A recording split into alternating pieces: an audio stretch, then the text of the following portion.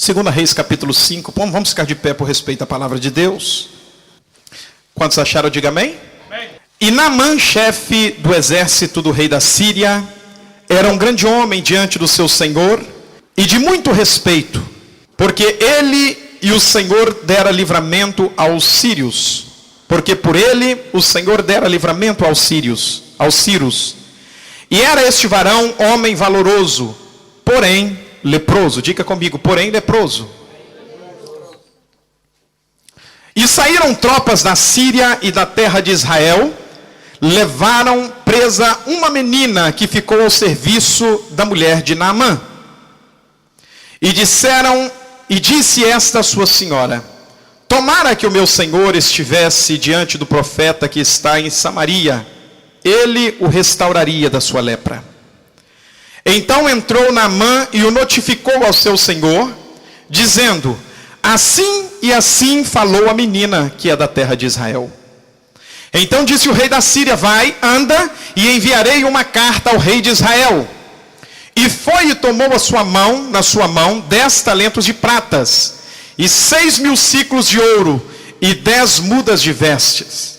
E levou a carta ao rei de Israel, dizendo: logo em chegando a ti esta carta, saibas que eu te enviei Naamã, meu servo, para que o restaures da sua lepra.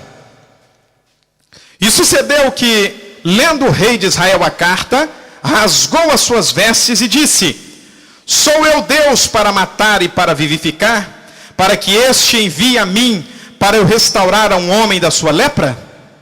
Pelo que deveras notai, peço-vos, e vede que busca ocasião contra mim. Sucedeu, porém, que ouvindo Eliseu, o homem de Deus, que o rei de Israel rasgara as suas vestes, mandou dizer ao rei: por que rasgastes as suas vestes? Deixa ouvir a mim, e saberá que há profeta em Israel. Veio, pois, Naamã com os seus cavalos e com o seu carro, e parou à porta da casa de Eliseu. Então Eliseu lhe mandou um mensageiro dizendo: vai e lava-te 7 vezes no Jordão, e a tua carne te tornará, e ficarás purificado. Porém Naamã muito se indignou e se foi, dizendo: eis que eu dizia comigo, certamente ele sairá, pôr-se-á em pé, e invocará o nome do Senhor seu Deus, e passará a sua mão sobre o lugar, e restaurará o leproso. Não são porventura Abana e Farpar, rios de Damasco, melhores do que toda a água de Israel? Não me poderia eu lavar neles e ficar purificado? E voltou-se e foi com indignação. Então chegaram-se a eles os seus servos e lhe falaram, e disseram: meu pai, se o profeta te dissera alguma grande coisa, porventura não a farias? Quanto mais dizendo-te ele: lava-te e ficarás purificado. Então desceu e mergulhou no Jordão 7 vezes, conforme a palavra do homem de Deus, e a sua carne tornou como a carne de um menino, e ficou purificado. Fecha os teus olhos, Pai. Esta é a tua palavra, e nós pedimos que nesta tarde o Senhor fale conosco, que nesta tarde esta palavra venha moldar-nos segundo a tua vontade. Espírito Santo, eu lhe peço ajuda para que, Senhor, na ministração desta palavra possa alcançar mente, coração, alma, sentimento, emoção e espírito. Em nome de Jesus. Amém. Podeis assentar? Em nome de Jesus.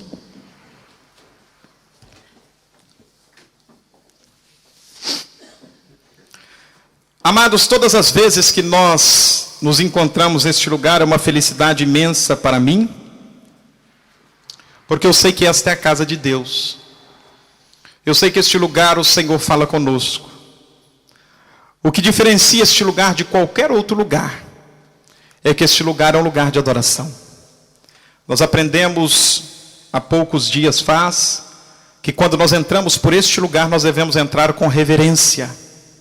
Nós devemos entrar aqui com reverência diante da presença de Deus, porque é como se nós estivéssemos, é como nós temos um encontro com o nosso Deus. Quando nós entramos neste lugar, nós colocamos à disposição a nossa mente, o nosso coração, o nosso ser completamente diante da presença de Deus. E eu me encontro feliz nesse dia porque o Espírito de Deus permitiu que nós estivéssemos aqui hoje juntos para adorar ao nome do Senhor. Eu me encontro muito alegre por poder rever alguns irmãos, como a esposa do irmão Samuel, que há muito tempo nos vimos, né? Veio nos fazer uma visita, e nesta tarde também trouxe juntamente a sua filha, a Maria, né? A Ana, amém. Deus abençoe as vossas vidas ricamente, vocês possam nessa tarde receber a palavra de Deus aos vossos corações. Também está conosco nesta tarde o irmão Jórgio, que eu creio é uma alegria imensa, ser uma alegria imensa para cada um de nós poder rever o irmão Jórgio. E nós queremos, em nome de Jesus, louvar a Deus pela vida do irmão Jórgio aqui nessa tarde. Amém, irmãos? Está ali a irmã Laura também, Evaristo, Dene. Nós estamos felizes pela presença dos irmãos nessa tarde. Deus continue abençoando a cada um dos irmãos. Mas, amados, quando nós abrimos a palavra de Deus, ela é a boca de Deus falando conosco. A palavra de Deus é aquela que muda o coração do homem. Muitas das vezes nós, através de uma conversa, um diálogo, tentamos ou queremos até mesmo descobrir o que é que está na mente, no inconsciente, no subconsciente de um ser humano. E muitas das vezes não conseguimos discernir, decifrar. Mas a palavra de Deus, ela é aquela que opera na divisão das juntas e medulas, vai lá no inconsciente do homem, vai lá no subconsciente do homem, onde está registrado aquilo em que ninguém conhece, ninguém sabe. É por isso que muitas das vezes nós, diante de uma palavra abençoada, nós dizemos: o pastor sabe da minha vida. Quem contou para ele? O pastor está sabendo o que está acontecendo comigo. Quem foi que disse para ele? Não foi o pastor que ouviu de alguém, mas é Deus quem está falando com você. Porque através da palavra dele, o Senhor tem uma intenção, que é moldar as nossas vidas segundo o seu coração. Nos tornar homens segundo o coração de Deus. Diga comigo: eu quero ser um homem segundo o coração de Deus. Mas para que isso aconteça, algumas coisas das nossas vidas têm que ser tratados. Alguns valores das nossas vidas têm que ser mudados. Aleluias. Nós lemos nesta tarde algo interessante com respeito à vida deste general, deste comandante dos sírios chamado Naamã. Eu pedi para que os irmãos repetissem comigo uma palavra citada no versículo de número... Vejamos aqui. Versículo de número 2, dizendo o seguinte: Naamã era varão respeitado, porém leproso. Diga comigo mais uma vez: porém leproso. Lepras no tempo antigo, ou a lepra no tempo antigo, era algo de suma importância para um cidadão. Ou seja, antigamente, todo aquele ser humano, toda pessoa que adquiria ou sofria do mal de Ramsey, conhecido hoje, né? O mal de Ramsey, ele teria que ser apartado do meio da sociedade. O jovem, a jovem que passasse ou que tivesse esse tipo de doença, ele não poderia viver uma vida comum. Ele não poderia estar juntos com os seus amigos, juntos com os seus familiares, porque a lei na época era para que eles se apartassem, era para que eles vivessem separados da sociedade. Nós conhecemos muito bem isso nos nossos tempos antigos, que chamavam esses locais de leprósios ou leprosários. Era um local específico onde eram colocadas essas pessoas, separadas da sociedade. A lepra antigamente, ela se pode igualar, ou seja, traduzir para os dias de hoje como a AIDS. Pode ser traduzida nos dias de hoje como câncer, algo praticamente incurável. Naquela época, quando eu leio a palavra de Deus, eu poderia talvez imaginar um pouco qual era a situação daquele homem. Quando nós abrimos a nossa Bíblia, nós podemos imaginar como é que este homem vivia, de que situação este homem sofria, como eram as suas emoções. A Bíblia diz que ele era um homem conhecido. A Bíblia diz que ele era um homem que tinha conhecimento. A Bíblia diz que ele era um homem de autoridade. porém era um homem leproso. Aleluias. Porém, era um homem leproso. Porém, era um homem leproso. Você já parou para pensar nessa palavra? Um homem com todos os seus prestígios, um homem que teria todas as condições de ter uma boa vida, mas era um homem leproso. Eu estive pesquisando, olhando um pouco com respeito à lepra. A lepra naquela época, ou seja, a lepra é uma doença que já vem atingindo a sociedade, o ser humano, há mais de 4.000 anos passados. É uma doença que ela se instala nos nervos da pessoa e na pele da pessoa, trazendo algumas descaracterizações do corpo físico da pessoa. Então eu imagino para mim, eu nunca vi uma pessoa leprosa, mas eu imagino para mim que é algo realmente muito difícil de se conviver. É atualmente como se alguém tivesse a AIDS, ou atualmente como se alguém tivesse o câncer. É algo complicado para poder combater contra o câncer, combater contra a AIDS. Mas naquela época era a lepra. A lepra era que impedia a vida desse homem de ser uma vida comum.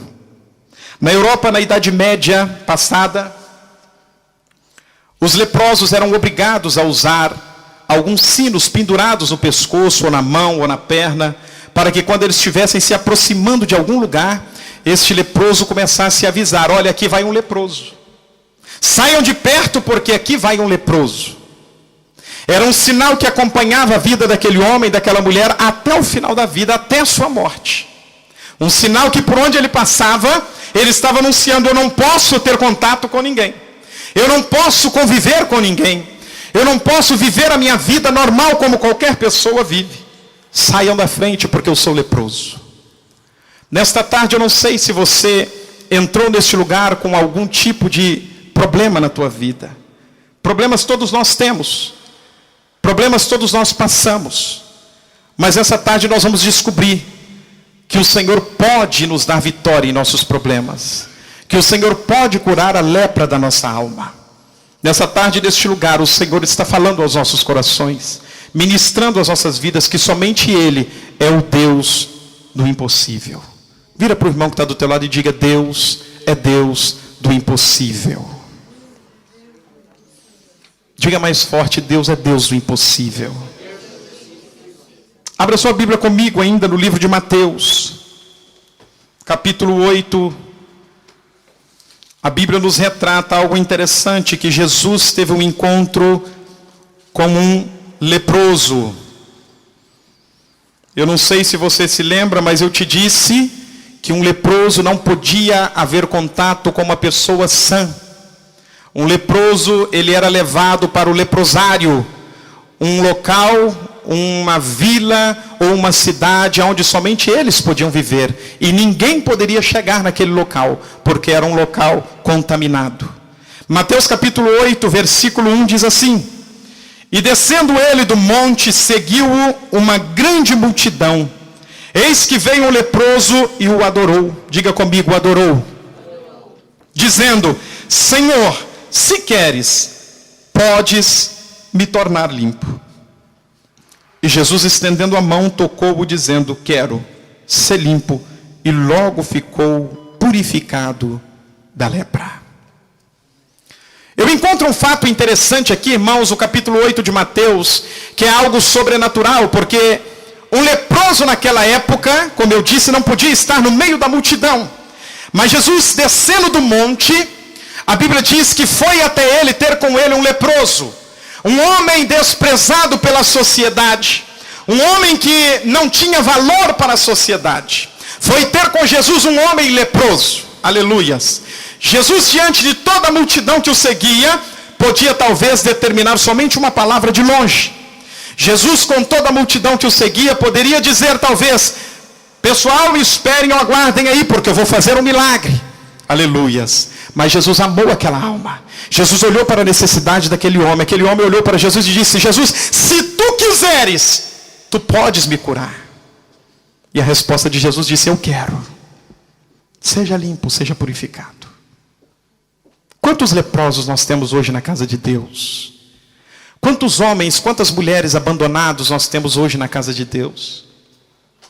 Quantos jovens, quantas jovens abandonadas nós temos hoje na casa de Deus. São homens e mulheres que carregam um peso na consciência por algo do passado, por algo que fizeram, por algo que cometeram no passado, e isto vem pendurando, isso vem atrapalhando viver uma vida de comunhão com Deus. Muitas das vezes a gente se pergunta, por que é que a minha vida espiritual não cresce? Por que é que eu não consigo ver a glória de Deus? Por que é que muitas das vezes os irmãos louvam a Deus, fecham os olhos, as lágrimas caem, mas eu não consigo sentir nada? Por que é que muitas das vezes eu chego na casa de Deus e saio da mesma maneira que eu entrei? Eu te digo nessa tarde que é a lepra que precisa ser curada. Eu te digo nessa tarde que é lá do passado, aquela lepra que você vem trazendo no interior da tua alma, no interior da tua emoção, da tua consciência, do teu sentimento, da tua mente, e é algo que Jesus quer curar nessa tarde. É algo que o Senhor quer operar nessa tarde. Aleluias. Olhando na Bíblia, no original do hebraico, lepra significa Sarat, um nome até difícil de pronunciar. Mas este nome, biblicamente falando, na sua origem, ele quer dizer desonra, ele quer dizer vergonha, ele quer dizer desgraça. Então uma pessoa leprosa, ele tinha como sinônimo de vida, ou ele tinha como aparência ou identidade de vida, desonra, vergonha e desgraça. Quantos crentes hoje na casa de Deus não vivem desonrados? Não vivem envergonhados? São pessoas que passam anos e anos e anos na casa de Deus e não tem uma mudança. São pessoas que vivem anos e anos e anos na casa de Deus e nós não vemos uma mudança. Naquela época o sintoma de um leproso, eu fui verificar muito bem isso. O leproso ele tinha uma descoloração na pele. O leproso ele tinha uma insensibilidade na sua carne. De certa forma que se ele pegasse um objeto quente, ou ele tivesse algum objeto fora do calor normal, ele poderia pegar, queimava a mão, mas não sentia que estava queimando a mão devido a esta doença.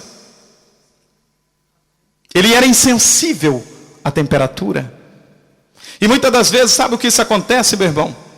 Isso muitas das vezes atinge a nossa vida, porque a lepra ela traz insensibilidade. Sabe o que significa lepra para a igreja atual? Significa o pecado. É o pecado que atinge a minha e a tua vida, que muitas das vezes nos faz viver uma vida insensível à presença de Deus. Deus nos escolheu para sentir a sua presença. A coisa mais preciosa que nós temos é a presença do Espírito Santo. Se você vem na casa de Deus e sai da mesma maneira, deixa eu te dizer, você está perdendo algo de suma importância que Jesus te deixou, que é a presença do Espírito Santo. Enquanto nós estamos louvando, o Espírito Santo está falando conosco. Enquanto nós louvamos, o Espírito Santo está tocando o nosso coração. Enquanto nós oramos, nós sentimos aquela comunhão com o Espírito Santo. Enquanto nós exaltamos ao Senhor, o Espírito Santo está trabalhando no profundo da nossa alma. Mas o pecado chamado lepra, ele quer trazer a insensibilidade espiritual. Ele quer fazer com que eu e você vivamos uma vida insensível ao Espírito de Deus. Ele quer fazer com que eu e você vivamos uma vida em que nós não conseguimos mais ouvir a voz do Espírito Santo. Quando nós chegamos aqui na Europa, há 6 anos passados, a primeira coisa que nos disseram foi o seguinte: as igrejas são muito frias. O povo não sente a mesma presença de Deus que nós sentimos no Brasil. Quando eu cheguei aqui há 6 anos atrás, quase 7 anos, eu comecei a experimentar uma crise muito grande na minha vida espiritual, porque eu não conseguia, não tinha mais aquilo que eu vivia no Brasil. E eu comecei a confrontar alguns valores que eu tinha lá do Brasil, que eu tinha aprendido desde a minha raiz, desde o início. E comecei a observar que tudo aquilo que foi plantado durante o período que eu vivi no Brasil, seria uma preparação de Deus para que eu pudesse enfrentar a espiritualidade na Europa. Sabe por que isso, meus amados? É porque hoje em dia muitas coisas que antigamente eram pecado, hoje já não é pecado. Antigamente o que a Bíblia condenava que não podia fazer, hoje já é possível. Os valores estão se invertendo. As coisas estão mudando. E tudo isso o Senhor está usando para nos dizer que o tempo do fim está próximo. Tudo isso o Senhor está usando para nos dizer como igreja: igreja minha, prepara-te, porque o tempo do fim está próximo. Aleluias. A lepra que o mundo traz sobre eles está entrando dentro da igreja e está pegando os crentes. Está pegando os irmãos que eram fervorosos diante da presença de Deus. Está pegando aqueles irmãos que passavam horas e horas em oração. Está pegando aqueles irmãos que dedicavam a vida em jejum. É a lepra maldita do pecado que quer apagar a tua espiritualidade. Mas essa tarde é poder do sangue de Jesus. Deus te chamou para poder ser a diferença. Deus te chamou para mudar a história deste país. Deus te chamou para mudar a história da Europa. E Deus vai fazer isto. Deus vai começar a fazer isto, curando esta lepra que tem impedido você de ter uma comunhão com Ele. O Espírito de Deus essa tarde quer fazer você sentir aquilo que há muito tempo você não sente. Quer fazer você voltar a sentir aquilo que há muito tempo você tem pedido: Senhor, a minha vida sempre foi desta maneira. Há muitos anos, Senhor, que eu não sinto aquilo que eu sentia. Deus está dizendo nessa tarde: é hora dele arrancar a lepra. É momento dele começar a tirar a lepra. Porque a insensibilidade espiritual, ela vai começar a ser retirada da tua vida. E você vai começar a sentir a presença do Espírito Santo. Quando você começar a orar, as coisas vão mudar na tua oração. Quando você abrir a tua boca, você vai começar a sentir a presença de Deus. Quando você começar a dedicar a tua vida em oração, você vai sentir o Espírito de Deus na tua vida. Quando você começar a andar pelas ruas da Alemanha, pelas ruas de Rheinsberg, você vai começar a sentir o Espírito Santo dentro de você. Porque é tempo da lepra sair. É tempo da lepra sair. Deus quer moldar o nosso caráter. Deus quer trabalhar no nosso caráter. Deus quer agir de uma forma tremenda nas nossas vidas. E o princípio de Deus nas nossas vidas, o princípio do agir de Deus começa no nosso caráter. É naquilo que eu e você fomos fundados, fomos enraizados, crescemos em cima desses ensinamentos. A formação do nosso caráter, é ali que Deus vai começar a trabalhar.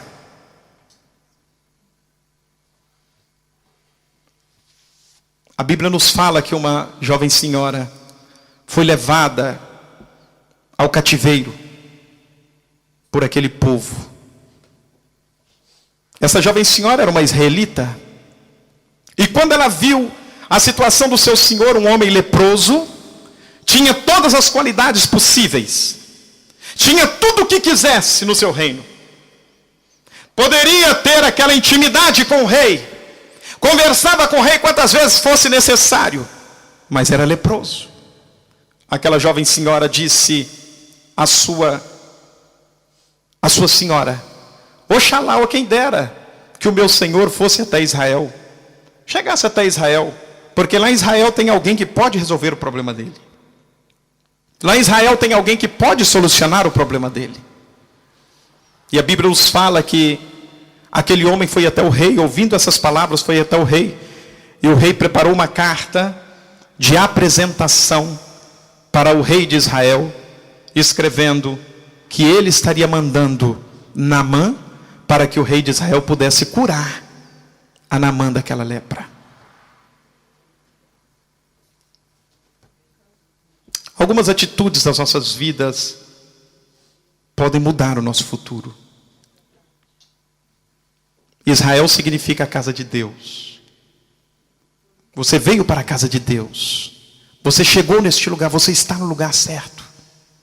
Algumas pessoas se perguntam: Senhor, mas tu queres mesmo que eu fique na igreja? Tu queres mesmo que eu esteja na igreja? Tu queres mesmo, Senhor, que eu firme os meus pés aqui na igreja, Senhor? É aqui o lugar da tua bênção. É este o lugar da tua bênção. Você não está no lugar errado. O lugar errado você vai estar quando você abandonar, quando você deixar a casa de Deus. Oxalá que o meu servo, oxalá que o meu Senhor fosse até Israel, porque Israel tem cura, porque Israel tem solução para o problema dele. Você saiu da tua casa nesta tarde, talvez para apresentar um problema diante da presença de Deus. E eu te digo que neste lugar tem cura e tem libertação para a tua vida. Neste lugar é a casa de Deus, aonde o Senhor dos Senhores vai operar nas nossas vidas.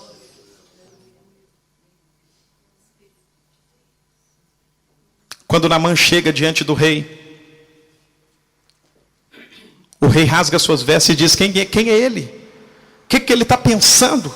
Que eu sou? Será que sou eu Deus? Acaso sou eu Deus para poder começar a curar lepra aqui? Eu não posso fazer nada. Eu não tenho condição de fazer nada.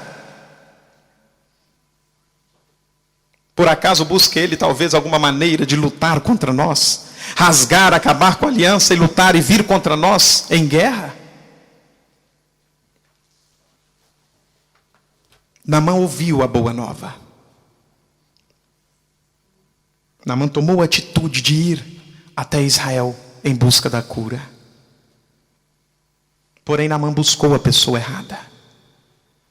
Naamã foi até o rei. Aleluias. O rei naquela época era a autoridade máxima. Se o rei não pudesse fazer, quem mais poderia fazer? Naquela época o reino era representado pelo rei. Existiam os profetas, existiam os sacerdotes. Eram homens espirituais, eram homens que se dedicavam à atividade religiosa. Mas se falando de representação, seria o rei. Se falando de autoridade, seria o rei. Mas Naamã não entendeu que aquilo ali era um problema espiritual que ele estava vivendo. Aquilo ali era consequência de algo espiritual e ele precisava procurar, era o homem de Deus, não era o rei da cidade. Ele juntou todas as suas forças, ouviu uma boa mensagem, criou em seu coração fé e começou a agir. Foi para Israel em busca da solução. Mas chegou em Israel, procurou na pessoa errada. Existem pessoas que vivem cavando poços em buracos em lugares errados. Pessoas que buscam, estão morrendo de sede, mas estão cavando poços em lugares errados, porque ali não existe água. Ali não existe solução. Vidas e vidas e vidas, tempo, anos e anos e anos, e nada muda. Nada muda. Porque nós estamos buscando na pessoa errada a solução. Nós estamos buscando na pessoa errada a solução. A atitude nós temos, irmãos. A atitude gerou uma fé. A fé, aleluia, nos trouxe ao lugar da cura. Mas nós estamos procurando na pessoa errada. Nós estamos procurando na pessoa errada. Pessoas naturais nunca conseguirão entender as coisas espirituais. Coloque isso no teu coração. Quanto mais natural você for, mais você vai deixar de entender as coisas espirituais. Pastor, isso aqui tem nada de espiritual nisso. Pastor, eu não vejo nada espiritual. A coisa aqui, pastor, tem que ser desse jeito. Pastor, olha a situação aqui que eu estou vendo é desse jeito. Quanto mais natural você for, você menos se torna desqualificado, ou seja, menos qualificado para a obra de Deus. Para se fazer algo espiritual, nós tivemos aqui uma reunião outro dia e dissemos isso. Nós não podemos ser homens naturais para fazer algo espiritual. Nós temos que nos tornar homens espirituais. Foi para isso que Deus nos chamou. Para isso que Deus trata o meu caráter, trata o teu caráter todo dia. Para que eu e você nos tornamos homens, ou nos tornemos homens espirituais. Vira para o teu irmão e diga para ele assim: você quer ver as coisas espirituais? Então se torne espiritual. Se torne espiritual. Aleluias. Quando Eliseu ouviu que o rei havia rasgado as suas roupas, as suas vestes, naquela época era um símbolo de humilhação, porque o rei estava propagando, estava dizendo: quem sou eu? O que eu posso fazer diante de algo tão impossível desta maneira? Quando Eliseu ouviu isso, Eliseu mandou um recado para o rei dizendo: manda ele vir até aqui, porque esse homem precisa saber que tem profeta em Israel. Diga a ele para poder dar uma chegadinha aqui, porque ele precisa conhecer o Deus que nós servimos. Diga a ele que ele precisa saber, para ele vir até aqui, porque ele precisa saber que o povo de Israel é um povo de Deus. Diga para ele que aqui neste lugar tem promessas de Deus. Diga para ele para vir até aqui, porque os milagres de Deus aqui vão acontecer.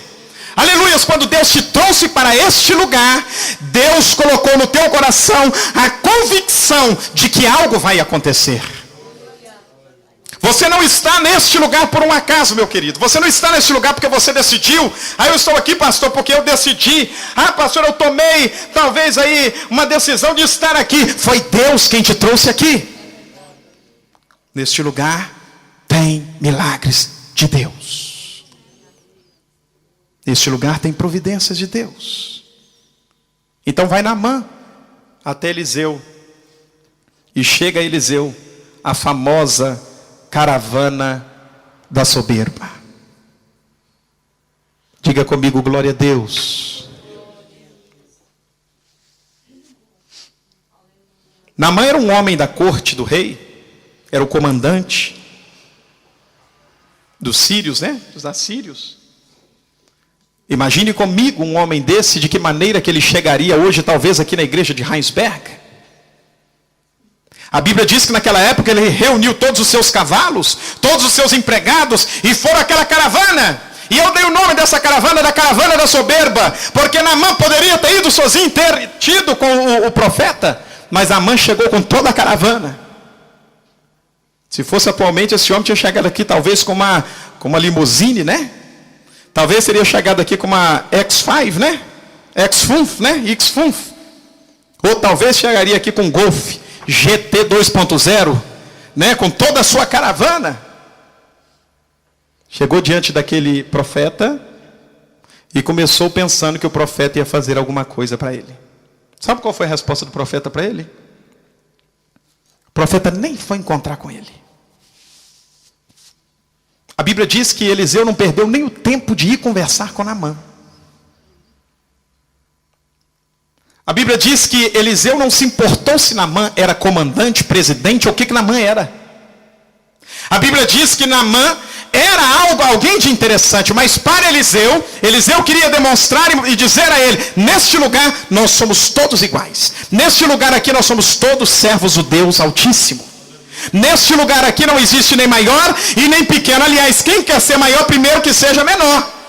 Aleluias. Neste lugar, para que a glória de Deus se manifeste, nós temos que nos diminuir. E aí aparece Deus nas nossas vidas. Aleluias. O caráter de Naamã estava sendo tratado.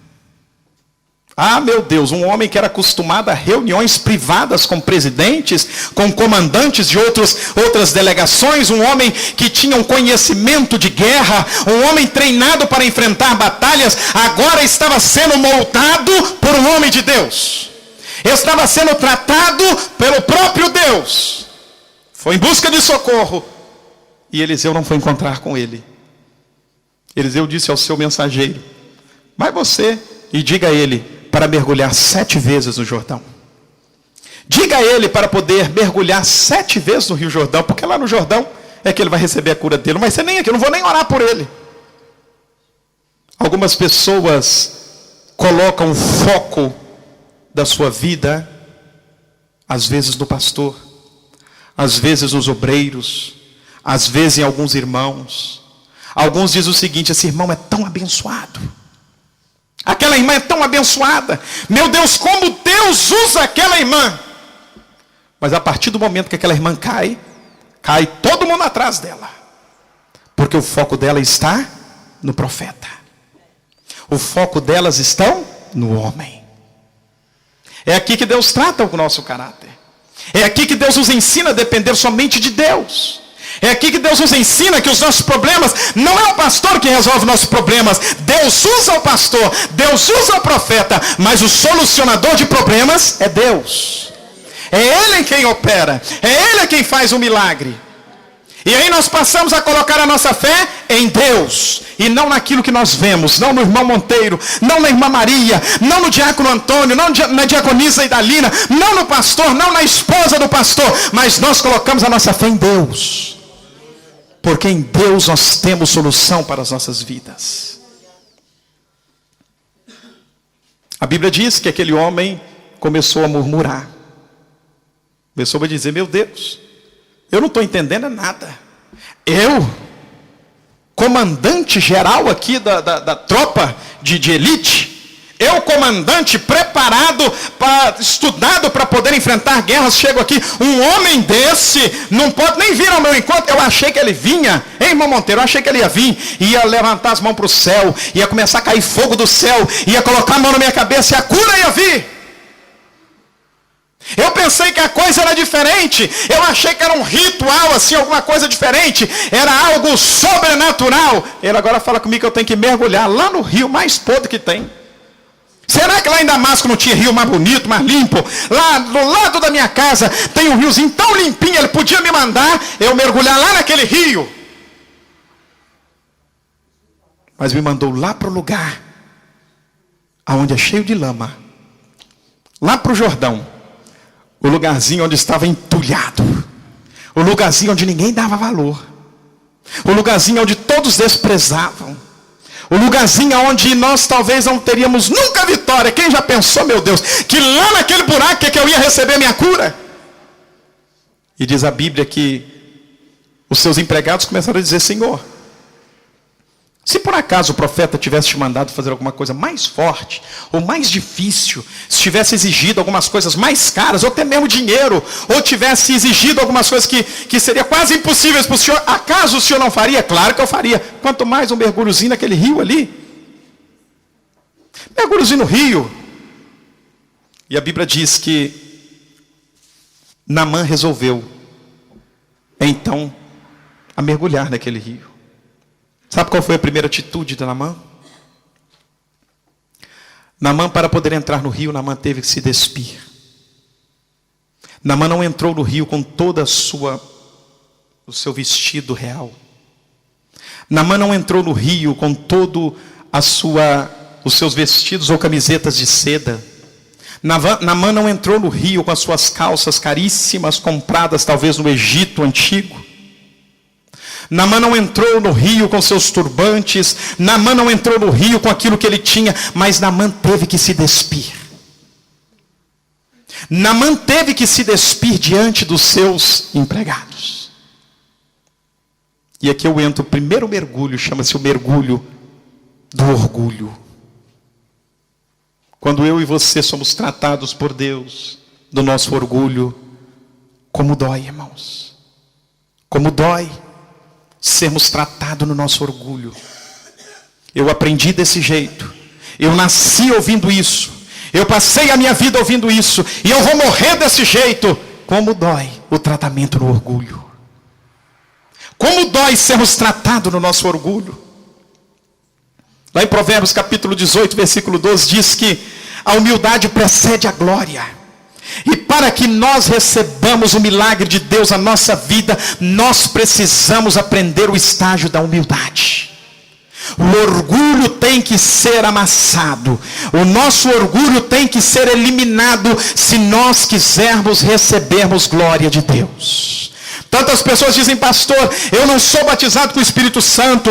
Pastor, eu nunca recebi um milagre de Deus. Pastor, a vida inteira eu vivi desse jeito, nessa situação. Sabe por quê? Porque você precisa passar no estágio do orgulho, aonde o teu orgulho vai ser amassado, tratado, e Deus vai honrar a tua fé. Este foi o primeiro passo, o primeiro mergulho de Naamã no Rio Jordão. Quantos de nós não estamos nesse estágio? Quantos de nós não tivemos que alguma vez as nossas vidas nos despirmos completamente? Quem era rei se tornou um homem natural. Quem era demais da conta se tornou a nada. Quem tinha muito acabou e hoje não é nada. Quem não tinha nada, ao contrário, continuou da mesma forma. Quantos de nós não fomos já tratados por Deus nesta área? Sabe por quê? Porque Deus quer fazer com que eu e você sejamos exaltados, mas não orgulhosos de sermos exaltados. Nós somos exaltados porque Deus está na nossa vida. Nós somos exaltados porque Deus glorifica-se na nossa vida. E nada mais do que isso. Que adianta o vaso se não tiver um enfeite? O que adianta nós termos um bonito vaso em casa se não tivermos um belo enfeite dentro dele? É assim a nossa vida. Somos vasos de barros, mas usados para a glória de Deus. Segundo mergulho de Naamã, foi o mergulho do reconhecimento. Naamã teve que reconhecer que ele estava num estado de necessidade. Naamã teve que reconhecer que aquele era o lugar em que Deus iria curar ele, em que o profeta determinou que haveria uma cura. É engraçado que nós só aprendemos algumas coisas nas nossas vidas depois que nós passamos por ela, né? Pode passar o irmão Zé, a irmã Tereza, a irmã Antônia, irmão Josefo, a irmã Felisbina, pode passar todos eles, mas eu tenho que passar para mim aprender esse negócio aqui. Nós não conseguimos aprender olhando os erros dos outros. Às vezes somos tão orgulhosos que o irmão caiu no buraco e nós estamos seguindo, vamos cair no mesmo buraco. Deus quer que nós mergulhamos, mas o mergulho do reconhecimento. Aleluias. Naamã reconheceu somente diante da impossibilidade que o rei teve de curar a ele, e da impossibilidade que ele mesmo teve de se curar ou procurar cura. Naamã teve que reconhecer que ele precisava de alguém. Terceiro mergulho de Naamã foi o mergulho da necessidade. Eu sempre digo aqui na igreja, somente Deus e você sabe o tamanho do teu desespero, o tamanho das tuas necessidades. O pastor pode orar por você intensamente, o pastor pode ministrar na tua vida, pode declarar na tua vida, o pastor pode jejuar por você, mas o teu desespero somente você e Deus sabem. É só Deus que sabe aquilo que passa aí no teu coração, que às vezes o coração parece que vai até parar diante de uma luta, parece que nós vamos deitar, dormir, mas não vamos levantar no outro dia. Só Deus conhece as nossas necessidades, somente Deus e você. Naamã reconheceu a necessidade dele. Naamã sabia que ele precisava daquela cura, por isso ele decidiu mergulhar-se naquele rio. O quarto mergulho de Naamã foi o mergulho da conversão. Naamã mergulhou no mergulho da conversão. O que é conversão? Mudança. O que é conversão? Transformação. Naamã teve que reconhecer que não era do jeito que ele queria, mas tinha que ser do jeito que Deus queria. Às vezes na igreja nós temos visão para algumas coisas, dizemos, eu não sei por que o irmão não faz isso, eu não sei por que a irmã não faz isso, eu não sei por que não fazíamos desse jeito, não sei por que não agimos assim, não sei por que não fazemos daquela maneira. Não é da nossa maneira, mas é da maneira de Deus. Meu amado, meu irmão, Deus te chamou para uma grande obra, mas não tente dizer a Deus como tem que ser feita essa grande obra. Você é somente instrumento de Deus. A única palavra que você é permitido dizer, Senhor, eis-me aqui. Senhor, eis-me aqui. Porque Deus não está procurando pessoas que dizem como tem que trabalhar. Deus não está procurando filhos que determinam a maneira que ele vai trabalhar. Mas Deus está procurando instrumentos. Diga para o teu irmão que está do teu lado, Deus está procurando instrumentos. Diga para ele, Deus está procurando instrumentos. Diga para ela, Deus está procurando instrumentos.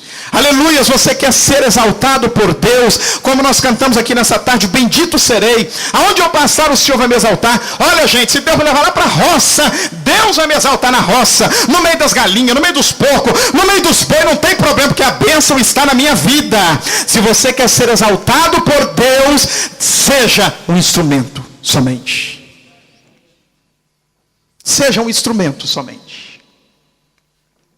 Porque a glória é para Deus.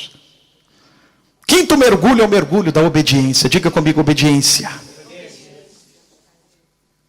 Muitas das vezes nós ouvimos a Deus e é difícil obedecer, né? Será que esse irmão vai estar sendo usado pelo diabo? Esse negócio não vem de Deus, não. Deus nunca falaria para mim fazer isso. O quê? Sair lá de Damasco para poder vir aqui dentro desse rio podre, cheio de lama, onde eu vou ter que mergulhar, tá, vou levantar a cabeça, com a cabeça cheia de lama, tudo preto. Deus não está nesse negócio aí não. Naamã teve que mergulhar o mergulho da obediência. Ele teve que ouvir a Deus e obedecer a Deus. Sabe por que muitas das vezes você não recebe vitória na tua vida? Pastor, fiz a campanha de 7 semanas, não faltei nenhum dia. Pastor, orei em casa. Pastor, orei aqui na igreja. Pastor, ouvi a tua palavra. Pastor, eu entendi tudo aquilo que foi ministrado, mas não recebi vitória. Sabe por quê? Está faltando obediência. Está faltando obediência. E eu vou te dizer uma coisa, faça mais outras 70 campanhas, você vai sair da mesma maneira. Porque enquanto você não der o mergulho da obediência, não vai ter mudança. Não vai ter transformação. Não vai haver mudança. Deus está te chamando para mergulhar o mergulho da obediência. Aleluias. A obediência, ela nos traz grandes benefícios. E um dos grandes benefícios da obediência é que nós podemos ver Deus operar face a face. Face a face. Deus disse assim, olha, Moisés, o que tu tens na mão, Moisés? Senhor, olha, eu não tenho nada, eu só tenho aqui um pedaço de pau. Sabe o que você vai? Então toca na água. Toca na água, Moisés, porque você vai ver um milagre. Moisés pegou, tocou na água. O que aconteceu? O mar se abriu. Olha o segredo da obediência. Obedecer a Deus é igual a bênçãos sobrenaturais nas nossas vidas. Não é bênção que o Senhor curou minha dor de cabeça. Obedeci, Deus curou minha dor de cabeça. Não é isso que eu estou dizendo não, irmãos. Eu estou dizendo de algo sobrenatural. Algo impossível. Lepra naquela época, eu não sei se vocês se lembram, no início da mensagem eu disse, era algo muito importante, porque o povo prezava muito por isso. É leproso, não vive no nosso meio. É leproso, tem que ser excluído. É leproso, não pode viver uma vida comum. É leproso, tem que ser abandonado. É leproso, não existe mais solução para ele. Quando eu digo que quando você entrar no mergulho da obediência, você vai ver o impossível. Você não vai ver o possível acontecer, mas o impossível acontecer na tua vida. Sexto mergulho é o mergulho da submissão. Diga comigo, submissão. Ser submisso hoje é muito difícil, né? Afinal, hoje em dia, cada um faz aquilo que dá na cabeça, aquilo que acha. Eu conheço a palavra de Deus e não preciso de ninguém para me ensinar a palavra de Deus. Eu fiz um curso de escola dominical de tantos anos, eu sei a palavra de Deus, não preciso que ninguém me ensina. Eu estudei tantos anos assim. Eu conheço isso aqui de capa a capa. Isso aqui não quer dizer desse jeito, isso aqui não quer dessa maneira. É aqui que nós garramos muitas das vezes. Porque não temos submissão. Submissão primeiro a Deus. Segredo da vitória? Seja submisso a Deus. Depois, seja submisso às autoridades espirituais que Deus colocou na tua vida. Pastor, eu estive em Milano agora há pouco tempo.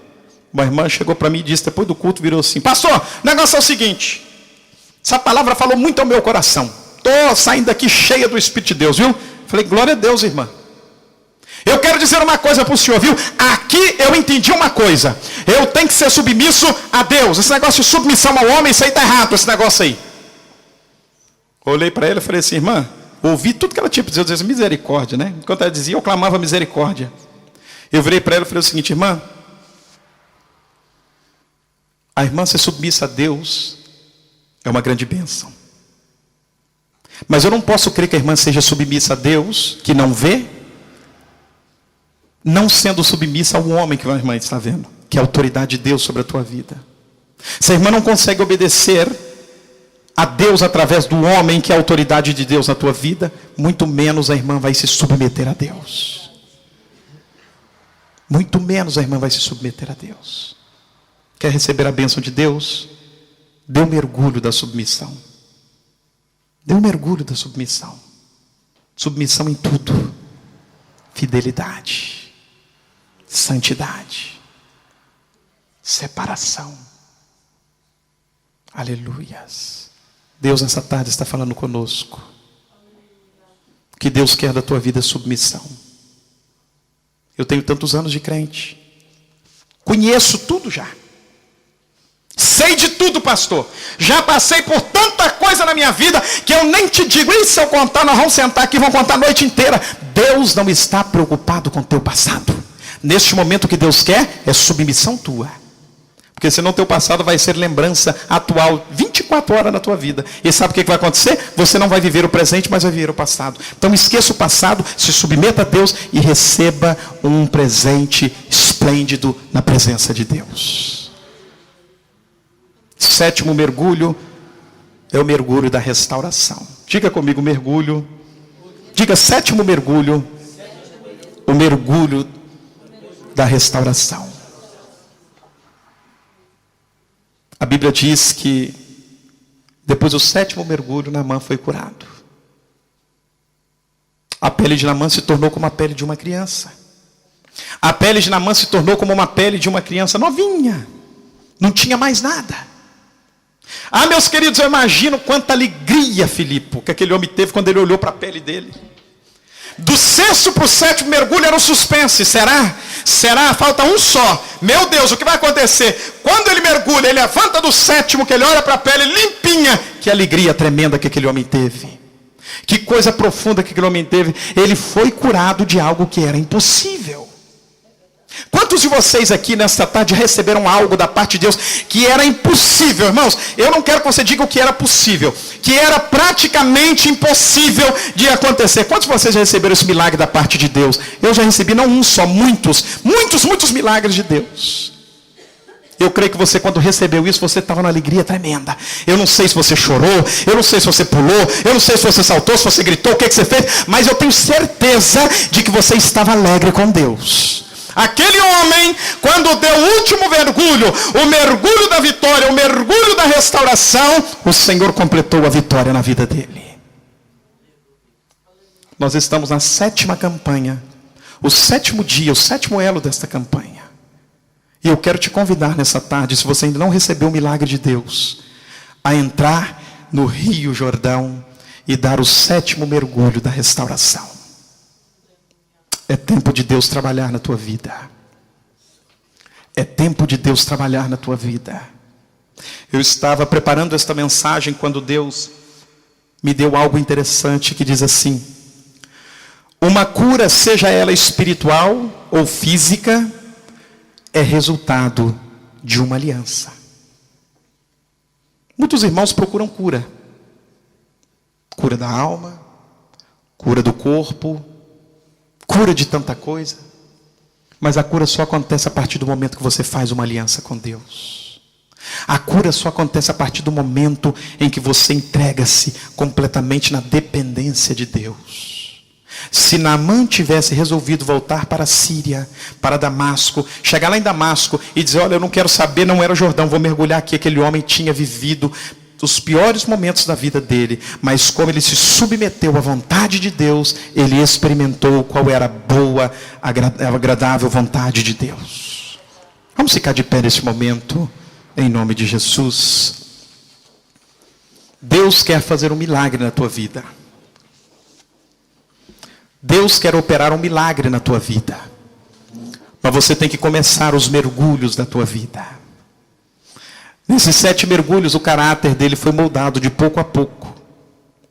Por que nós falamos tanto de caráter? Porque o nosso caráter, às vezes, é inimigo número 1 para que nós recebamos os milagres de Deus.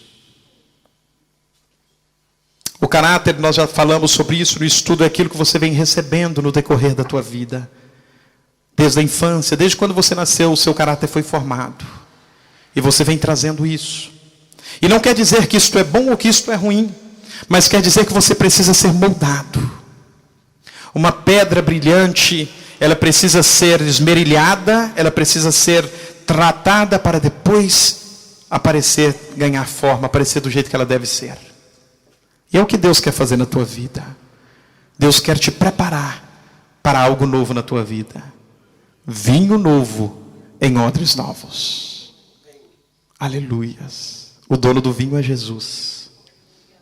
Mas o odre é você. E você precisa restaurar a tua vida. Mudar a tua vida. Tapar as rachaduras. Os buracos. Porque ao contrário, quando Jesus começar a derramar o vinho novo, vai vazar tudo. Vai perder tudo. E o Senhor me fala que aqui nesta tarde tem pessoas assim. São pessoas que têm o vaso pronto, o odre preparado, mas estão com rachaduras no fundo. E muitas das vezes começam a experimentar algo novo e rapidamente isso passa. Começa a experimentar algo novo e rapidamente vai embora. E esse tipo de pessoa vive uma vida de lembranças. Porque ela nunca está cheia. Ela nunca vive uma experiência contínua com Deus, mas ela vive momentos com Deus. Alguns momentos que a faz feliz, alguns momentos que a deixa alegre, mas chega um momento em que o vinho começa a vazar e daqui a pouco está seco novamente. Feche os seus olhos neste momento. Glorifique o nome do Senhor. Vamos deixar o Espírito de Deus nessa tarde ministrar aos nossos corações. É onde nós precisamos que o Senhor quer tratar. É ali onde muitas das vezes somos incompreendidos, onde muitas das vezes palavras não explicam o que passamos, o que vivemos. Deus nessa tarde está falando com você. A lepra daquele homem foi curada. Aquele homem voltou e teve um encontro com o profeta Eliseu. Queria agradecer ao profeta, dizendo: profeta, eu trouxe alguns presentes, trouxe algumas coisas. Logo após de uma cura, logo após uma cura que o Senhor fizer na tua vida, você vai começar a experimentar um coração de gratidão. Você vai começar a experimentar um coração transformado, um coração mudado.